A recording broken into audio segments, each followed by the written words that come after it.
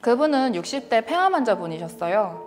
이미 암은 손쓸 수 없을 정도로 많이 악화된 상황이기도 했고, 환자분 또한 더 이상 의미 없는 연명치료는 원하지 않는 상황이셨습니다. 앞으로 살 수 있는 날은 10개월 정도 된다고 하고 할 수 있는 치료는 없다고 말하는 이 상황 속에서 환자분은 오히려 홀가분해 하시더라고요. 댁에 계시다가 갑자기 안 좋아지시면 어떡하냐고 묻자 환자분이 이렇게 말씀하시더라고요.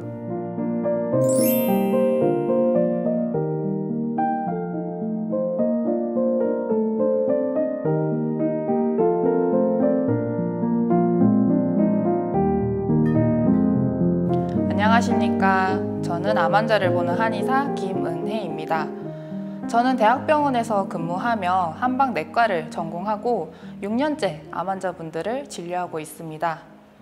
제가 저를 이렇게 소개를 하면 많은 분들께서 한의사가 암 환자를 어떻게 치료해? 라고 궁금해 하시기도 하고 또 많이 의아해 하시기도 하시더라고요. 실제로 저를 찾아오셨던 암 환자분들의 대부분이 말기암 환자분이셨습니다. 여러 병원을 전전하면서 수술, 항암 치료, 방사선 치료 받을 수 있는 치료는 다 받아봤음에도 불구하고 더 이상 손 쓸 수 있는 치료가 없다라는 의사의 소견을 듣고 나서 지푸라기라도 잡는 심정으로 오셨던 거죠. 환자분들은 저에게 이렇게 종종 얘기를 하셨어요. 앞으로 6개월 정도 살 수 있다는데 가만히 앉아서 죽을 날만 기다릴 수는 없어서 왔다라고 하시거나 사는 건 바라지도 않으니 고통 없이 갈 수 있게 해달라고 말씀하셨습니다.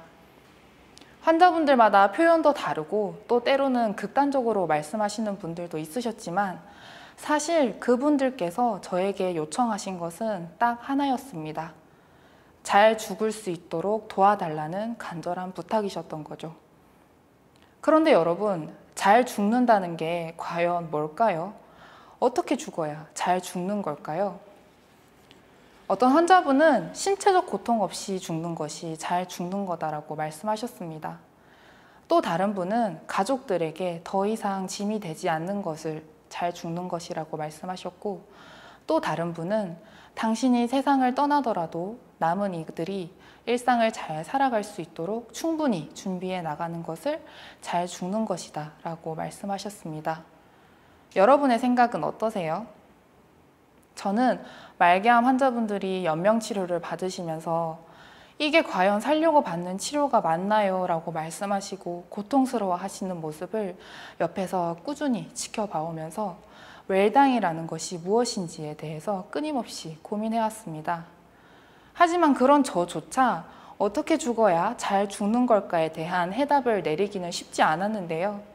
그럼에도 불구하고 이번에 빅퀘스천을 준비하면서 투병하는 환자로서, 누군가의 보호자로서, 그리고 일상을 살아가는 평범한 사람으로서 3가지 관점에서의 제 생각을 나누고자 합니다. 웰다잉, 존엄하게 생을 마감하기 위한 과정을 말하는 단어입니다. 소위 잘 죽기 위한 준비라고도 하죠. 최근에 사회적으로 무의미한 연명치료가 이슈로 대두되면서 웰다잉에 대한 관심도 높아지고 있습니다. 세간에서는 이렇게 말합니다. 잘 죽기 위한 준비는 결국 잘 사는 것부터 시작되기 때문에 웰다잉을 위해서는 무엇보다 삶을 긍정적으로 바라보는 것이 중요하다고요. 하지만 여러분, 삶을 긍정적으로 바라본다는 것, 말이 쉽지 암 환자분들을 봐야 하는 저의 입장에서는 몇 개월 내로 죽는다는 얘기를 듣고 오신 이 분들께 웰다잉을 위해서는 긍정적으로 승화하셔야 돼요 라고 무작정 말씀드리기가 쉽지 않았습니다. 실제로 어떤 분께 저는 위로를 담아서 이런 뜻의 말씀을 전해드렸더니 오히려 깊은 원망을 듣기도 했습니다. 하루아침에 3개월 내로 죽는다는 얘기를 듣고 왔는데 선생님 같으면 이게 긍정적으로 생각이 되겠냐고 라고 말씀을 하시더라고요. 그 원망 아닌 원망은 지금도 제 마음속 깊이 남아 있습니다. 왜 하필 내가 라는 억울한 감정을 가슴속에 묻어두고 매일같이 두려움과 희망 사이를 줄타기하며 끝없는 싸움을 하고 계시는 이 분들에게는 긍정이라는 단어는 그야말로 무의미했습니다. 그때부터 저는 잘 사는 것이 아닌 잘 죽기 위한 길을 걸어야만 하시는 이 분들에게 어떻게 하면 조금이나마 더 위로가 될까 고민을 했었습니다. 그리고 얼마 지나지 않아서 그 답 또한 또 다른 환자분으로부터 얻을 수 있었습니다. 그분은 60대 폐암 환자분이셨어요. 이미 암은 손 쓸 수 없을 정도로 많이 악화된 상황이기도 했고, 환자분 또한 더 이상 의미 없는 연명치료는 원하지 않는 상황이셨습니다. 그럼에도 불구하고 가족들의 간절한 부탁에 못 이겨서 어쩔 수 없이 저희 병원에 오셨던 분입니다. 이미 기대 여명이 10개월 정도 남았다라는 얘기를 듣고 오신 이 분께 제가 해드릴 수 있는 거는 전이된 암이 기도를 침범해서 숨을 막지 않도록 급한 대로 방사선 치료를 해드리는 것 뿐이었습니다. 방사선 치료이다 보니 의대병원과의 협진이 필요하고 또 치료 계획을 함께 나눠야 돼서 입원을 권유드리자 환자분은 오히려 치료 계획에 대해서는 시큰둥하시고 의아한 말씀을 하시더라고요. 최대한 빨리 치료하고 빨리 퇴원시켜 달라고요. 그래서 제가 빨리 퇴원하셔가지고 뭐 하시려고요? 라고 여쭤봤더니 뜻밖의 대답이 돌아왔습니다. 바로 오토바이를 타러 가야 된다는 말씀을 하시더라고요. 그래서 제가 오토바이요? 그거 위험하지 않으세요? 라고 되물었더니 전혀 그렇지 않다며 열변 아닌 열변을 토하시더라고요. 모처럼 그 환자분의 얼굴에 생기가 도는 걸 볼 수 있는 날이었습니다. 결국 저는 환자분께 2주 후에 퇴원시켜 드리겠다는 약속을 하고 그렇게 길다면 길, 짧다면 짧은 시간 동안 방사선 치료는 시작됐습니다. 하지만 이미 암은 너무 악화된 상황이었기 때문에 방사선 치료는 크게 효과를 보지 못했고 그렇게 약속했던 2주는 흘러갔습니다. 환자분은 그 사이에 폐암 말기 환자분이 되셨어요. 말기라 함은 이제 정말 더 이상 암을 위해서 할 수 있는 치료가 없다는 것을 말합니다. 앞으로 살 수 있는 날은 10개월 정도 된다고 하고 할 수 있는 치료는 없다고 말하는 이 상황 속에서 환자분은 오히려 홀가분해 하시더라고요. 그러면서 또 말씀하셨습니다. 약속했던 2주가 지났으니 퇴원시켜달라고. 그래서 제가 걱정스러운 마음에 되물었죠. 댁에 계시다가 갑자기 안 좋아지시면 어떡하냐고 묻자 환자분이 이렇게 말씀하시더라고요. 그러면 죽는 거죠. 살려고 삽니까? 하고 싶은 거 하려고 사는 거지.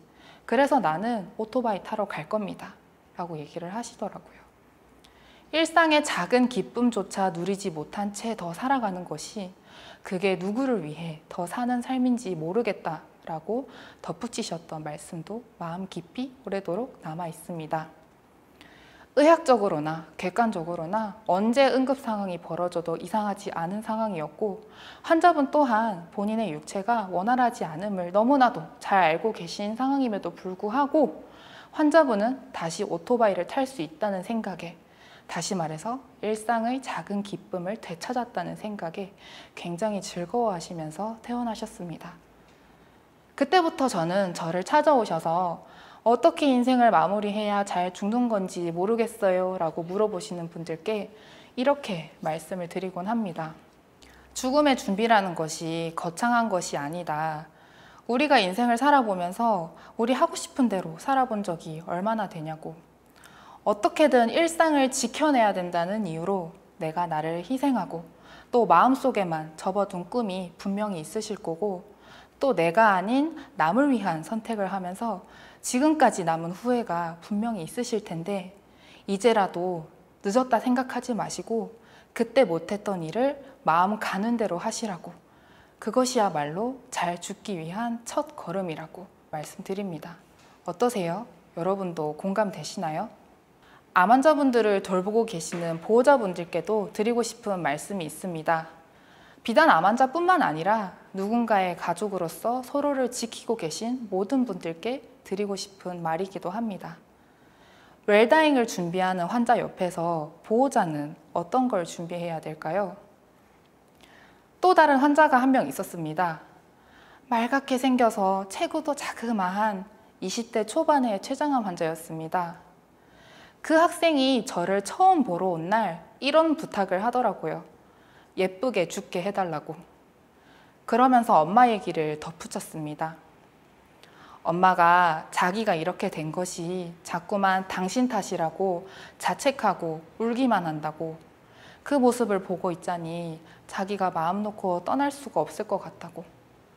이제 와서 본인이 엄마에게 해줄 수 있는 거는 이전에 엄마가 참 좋아했었던 자기의 예쁜 모습들로 마지막 기억을 남겨주고, 그 추억들로 본인이 없는 일상을 다시 잘 살아갈 수 있도록 해주고 싶다고. 그 과정에서 예쁘게 죽게 해달라고 저에게 도움을 요청하는 것이었습니다. 저는 아직도 그 아이의 간절한 눈빛을 잊을 수가 없습니다. 그래서 요즘도 저는 암 환자분들의 옆을 지키고 계시는 보호자분들께 이렇게 말씀드립니다. 더 이상 죄책감은 갖지 마시라고. 암이라는 게, 어떤 병이라는 게 사람이 막을 수 있는 거냐고. 그러니 이제 혹시 이게 내 탓은 아닐까라는 죄책감은 갖지 마시라고 말씀드립니다. 간병하다가 잠을 못 자서 환자에게 몇 번 짜증을 낸 것도, 길어지는 간병에 몸과 마음이 지쳐서 때로는 극단적인 생각을 한 것도 다 괜찮고 어떻게 보면 또 자연스러운 일이기도 하니 그런 것에 더 이상 죄책감 갖지 마시라고 말씀드립니다. 그저 환자분이 편안하게 안녕을 고할 수 있도록, 비록 마음이 부대끼고 힘들지라도 남은 이로써 일상을 다시 잘 살아나가는 준비를 하는 모습을 환자분께 보여드리라고 말씀을 드리고 싶습니다. 결국 환자도 보호자도 현실을 있는 그대로 받아들이면서 긍정적으로 버텨나갈 때에 비로소 웰다잉을 시작할 수 있는 거니까요. 그럼 아직 죽음을 가깝게 느끼지 못하는 우리는 평범한 일상을 살아가면서 어떻게 잘 죽기 위한 준비를 할 수 있을까요? 저는 그것에 대한 대답을 긍정도 습관이다 라고 말씀드리고 싶습니다. 우리는 그 누구도 인생을 하고 싶은 걸 다 하면서 살고 있지 못하고 있습니다. 이를 성취하기 위해 책임감 때문에 소중한 사람을 지키기 위해서 매 순간을 견디고 참아내며 살아가고 있죠. 하지만 그때마다 억눌려진 우리의 자아가 받은 상처나 스트레스를 어떻게 풀어갈지에 대한 선택권은 우리 스스로에게 있습니다. 자기만의 해소법을 찾고 또 긍정적인 삶을 유지해 나가려는 습관을 가지는 것이야말로 잘 죽기 위한 첫 걸음이니까요. 임종을 앞두고 자신의 죽음을 겸허히 받아들이면서 그 힘으로 기적을 일으키고 마침내 웰다잉을 해내셨던 분들에게는 한 가지 공통점이 있었습니다. 스트레스나 상처를 이겨내는 자신만의 방법, 자신만의 사고방식이 몸에 배어 있었다는 점입니다. 뿐만 아니라 인생 자체를 잘 죽기 위한 방법을 찾아가기 위해 긍정적인 해소법을 만들어가는 노력의 연속이라고 생각하시는 분들이기도 했습니다. 그 옆을 묵묵히 지키고 계시던 보호자분들도 마찬가지였습니다. 저 또한 13살 때 돌아가신 아버지께서 당신의 마지막 순간에 저로 인해서 골든타임을 놓쳤다는 죄책감을 놓기까지, 또 뿐만 아니라 매 순간 사무쳐 올라오는 그 그리움을 잘 타독이며 가라앉히기까지 또 13년이라는 시간이 소요됐었기에 긍정을 습관화한다는 것, 어떤 고난을 긍정적으로 승화한다는 것이 얼마나 힘든지 잘 알고 있습니다. 지금도 저는 아버지에 대한 그리움을 저만의 긍정적인 해소법으로 승화시키고자 계속해서 연습하고 있습니다. 죽음을 준비했더니 삶이 돌아오더라는 말 들어보셨죠? 잘 죽기 위한 준비는 결국 인생을 긍정적으로 잘 살아내가기 위한 습관을 끊임없이 단련해 나가는 인생의 과정임을 기억하시고 그 노력으로 하루하루를 잘 이겨내셨으면 좋겠습니다. 감사합니다.